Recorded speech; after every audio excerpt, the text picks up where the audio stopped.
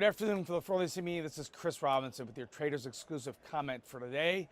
And I'm going to talk about one thing, kind of veer off path a little bit. Usually I talk about supply and demand and technical support and resistance. I'm going to talk about the fact that right now volatility is extremely low, not only in the stock market and other markets, but the grain markets have been just very, very sleepy. So in other words, by volatility, I mean we have not had good trading ranges. We've not had a lot of movement. If you're a hedger, producer, or a speculator, movement allows you opportunities to take advantage of. My only piece of advice when the markets are very, very low volatility like this is two things. First of all, don't overtrade.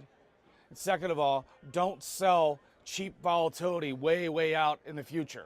I've heard some stories about some guys that are doing protection for next year where they're selling out of the money calls to pay for puts.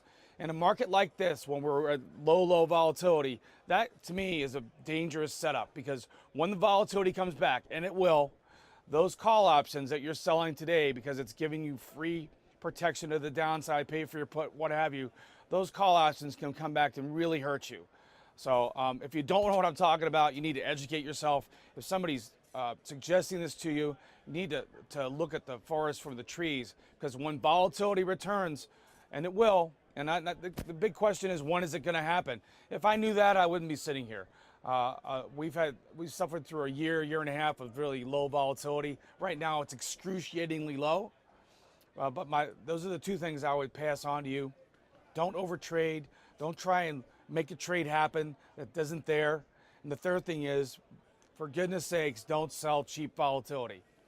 That's about it for today. Have a great day. This is Chris Robinson. If you're looking for help with your hedging or you're speculating, please look me up.